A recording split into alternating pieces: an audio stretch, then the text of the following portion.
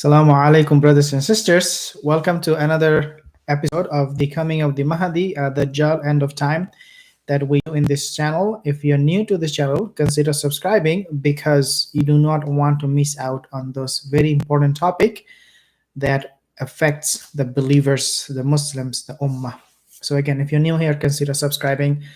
Today's video, what I will be talking to you, before I actually say anything, I want to quote something from Imam Shafi rahimullah. He said that evil and misguided scholars are those who are dangerous to mankind, they are a disease to mankind, and they are those who do not act on their knowledge. Again, this is what Imam Ash-Shafi, actually not Shafi, Imam Ash-Shatibi, he said. I'm sorry about that. Ibn al-Qayyum, rahimullah, he said that evil and misguided scholars are like people sitting on the gates of Jannah, paradise, and calling people to come on in. With their tongues, they are saying, come on in, but their actions are saying, do not come in. The more they talk to people and tell people to come in, the more their actions say, do not listen to us. Because if we were indeed truthful, then we would have been the first to apply it. Subhanallah. So again, this is what Imam Ibn al-Qayyim rahimullah, he said. Brother Muhin, wa alaikum assalam. Why we are talking about it now, I'm not going to be in a position to judge Sheikh Sudais, what he said in his Friday khutbah, because I want you to leave a comment with your opinion. Why would you think what he said would be wrong? Okay, so let me tell you what he said. Basically, the report suggests, the Jerusalem Post, they mentioned this report. They said that sermon, means khutbah, suggests Saudi Arabia near normalizing ties with Israel. According to Abdurrahman Sudais, the Imam of the Grand Mosque in Mecca, the Prophet was so good to his Jews neighbor that the latter converted to Islam. Okay, so what he's saying that because of the Prophet ﷺ was so good with the Jews, they decided to convert to Islam because of his manner and because the Muslims are so good. Has Saudi Arabia begun to preparing its people for normalization? Okay, so this is what it says. A sermon delivered on Friday by Abdul Rahman Al-Sudais, the Imam of the Grand Mosque, has been interpreted by some Arabs and Muslims as a prelude to normalize with Israel. In his sermon, Sudais said that Islam requires a Muslim to respect non-Muslims and treat them well. Okay, this is what Sheikh Sudais said, that you as a Muslim have a responsibility to treat the non-Muslims, the Jews, with respect.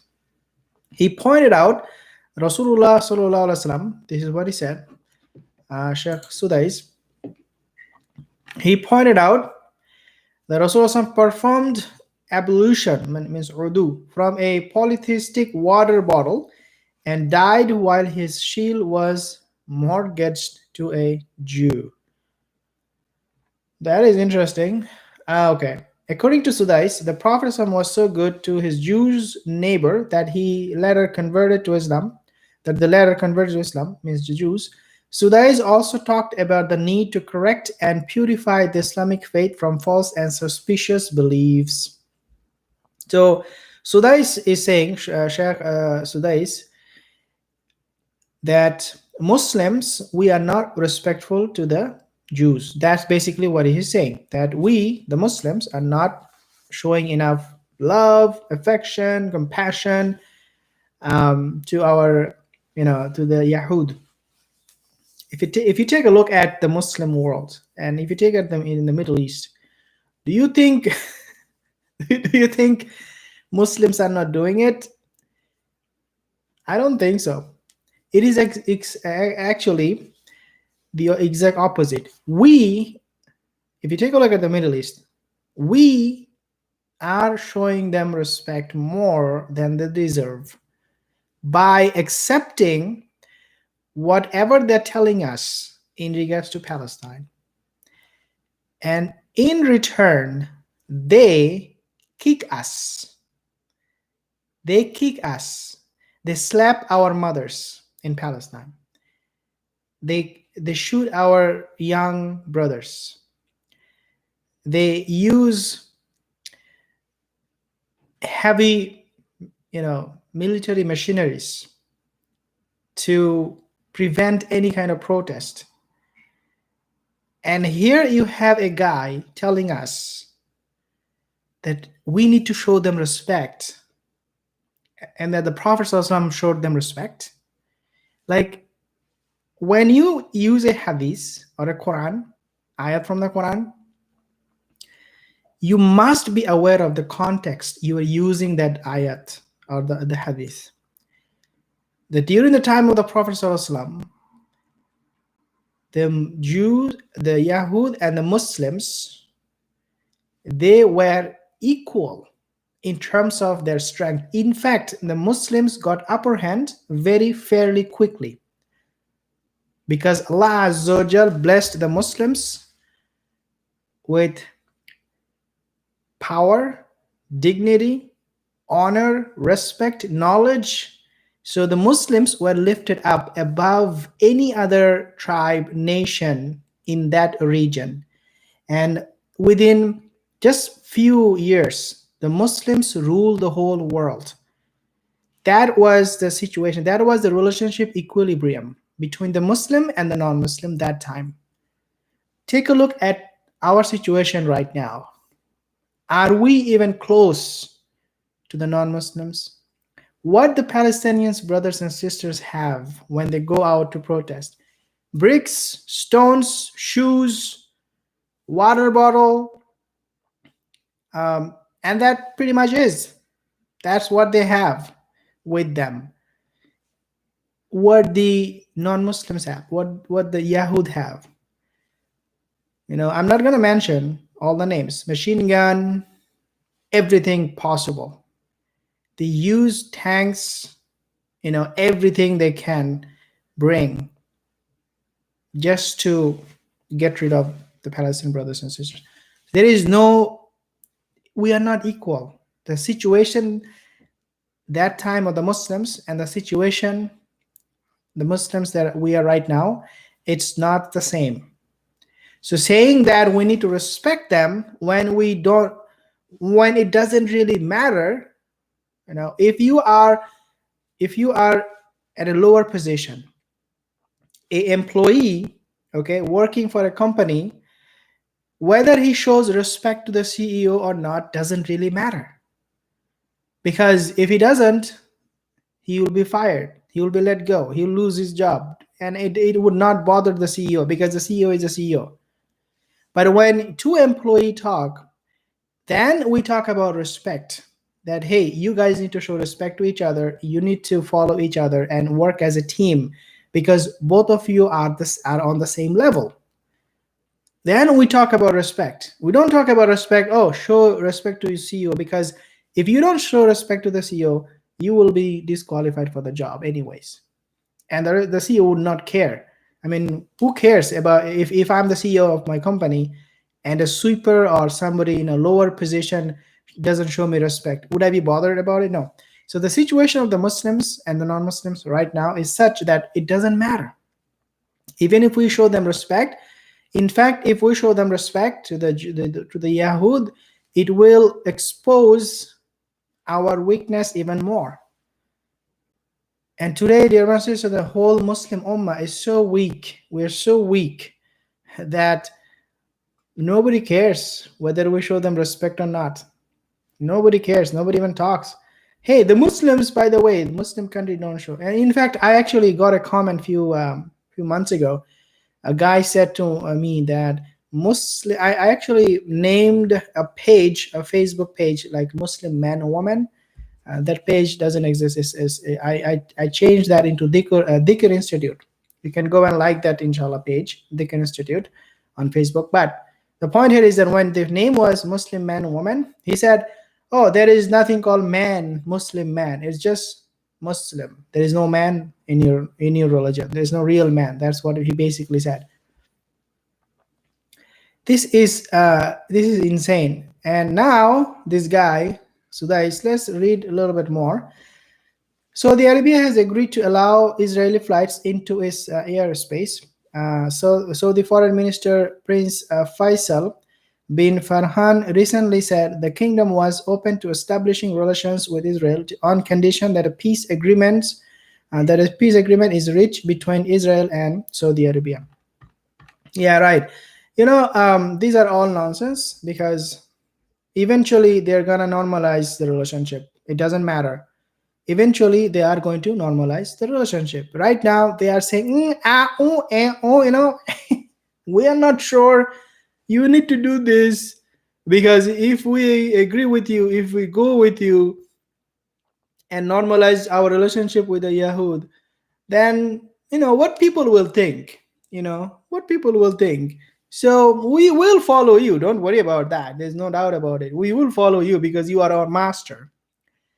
But let's see if we can find something that will save our face, and then maybe we can talk more about it. They are going to eventually do it. They are eventually going to do it. It's There is no other way that Saudi Arabia will not do it. They will do it.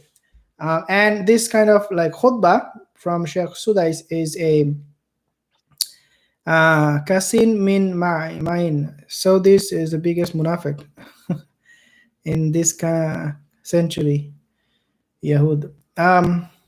Well, again, you have to decide. Egyptian Islamic scholar Muhammad al-Saghir accused Saudi cleric of hypocrisy.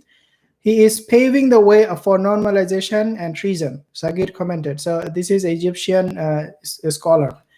Islamic cleric Muhammad al-Shinkti of Mauritania accused Sudais of exploiting the podium of the Grand Mosque in Mecca to promote normalization with Israel. Absolutely. I mean, again, not me to judge, for you to judge, but this is these are some of the comments that I'm getting from different scholars from different countries. They're saying that Sudais is taking advantage of the podium of Grand Mosque of Mecca and promoting this kind of thing. Abdel Fattah Fayed, Egyptian affairs editor at Al Jazeera, said the bottom line of the Friday sermon was that submission, normalization, and loyalty to Israel are permitted. He added, Al-Sudais does not have the right to tamper with Islam. Nothing can justify treason. Algerian Twitter user Mohammed Mastour posted a picture on the social media platform of Sudais with the caption, I am a rabbi, not an imam. Some of the people, they're just making fun of the whole thing. But anyways, dear brothers and sisters, the way things are right now, what we can see is that when I read you the comments in the beginning, Imam Shatibi, he said, evil and misguided scholars are those who are dangerous to mankind. They are a disease to mankind, and they are those who do not act on their knowledge. Allah Azza wa Jal mentioned about the rabbis, who carry books. They have a lot of knowledge, but it is like carrying kamasal al-himari yahmilu yasfara. I believe it's in Surah Al-Jumu'ah, that they carry books on their backs like donkeys. So just because someone has knowledge doesn't mean that person will apply that knowledge, and doesn't give him the authority to make a decision such as this one, right?